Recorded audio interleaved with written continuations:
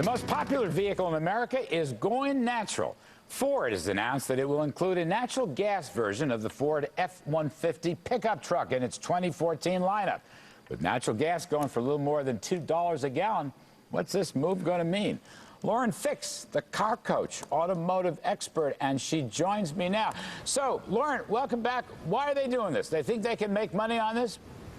Oh, absolutely. I mean, they've had a high demand for a lot of fleet maintenance companies saying, listen, we really would love to have the vans, the E-Series vans, and the F-trucks in a half-ton platform available in compressed natural gas, CNG, or you calling it nat gas. Either way, it's a lot less expensive. And even though there's no federal tax credits, it is absolutely a winner for Ford, and they're really setting the pace here. All right. Look, I'm a big fan of the natural gas revolution in all of its manifestations.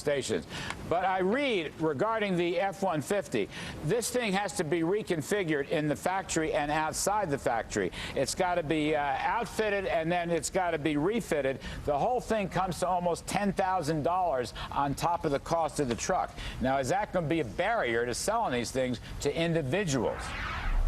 Well, it shouldn't be. It's $350 prep fee. It comes with it when you order your truck. You say, I'd like to get one that's got the preparation for it. And then an individual company can do it. They're going to be Ford approved, of course. It'll range somewhere between $7,500 and $9,500 depending upon the size tank that you want.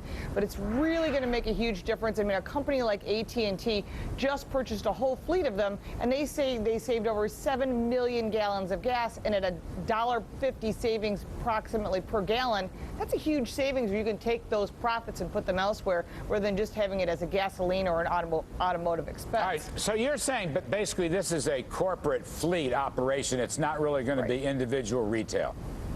Well, you can buy it retail. I mean, there will be some people that have smaller fleets. Maybe you've got someone that does some sort of maintenance. Maybe you'd like to have that vehicle for yourself. Now you can finally do it. Previously, there was only the Honda that had the little Civic that was available, and then available only in certain areas. It was a very difficult vehicle to obtain.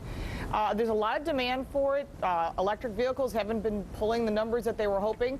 Diesel is an option. Of course, I'm a huge diesel fan as well as compressed natural gas. And I just think there needs to be a multitude of different options available because depending on where you are in the country, what your company does, if you have this available to you and you're not hauling large trucks, this is a great solution for cutting your expenses, lowering your carbon footprint, and you know they're going to start taxing on that eventually. So if you're only putting water out your tailpipe, you're not going to have that additional tax expense, too. No, I'm all for it. Are there going to be enough gas station fill-ups for this thing? I mean, how far have we gone into making natural gas liquefied and making it gas, turning it into gasoline? How practical is it going to be? I think at one point we were moving forward, and then the current administration decided they wanted everyone to go with electric vehicles, and that sort of put the kibosh on the big infrastructure bill that they were working on. But when you've got a huge fleet like AT&T or any sort of cable company or anything like that, you're going to have your own tanks, and that's actually a way of saving money in addition than having your vehicles driving around trying to locate places that actually can pump it for you. But I think it is part of the future. It is one solution that you're going to start seeing a lot more common, and Ford's goal is to sell 18,000 of these vehicles by 2018, and I think they're going to make that goal. So Ford has experimented. They've got, what, Transit Connect? Is that correct? Transit Yes. Connect? And they got an E-Series van. How are those sales done?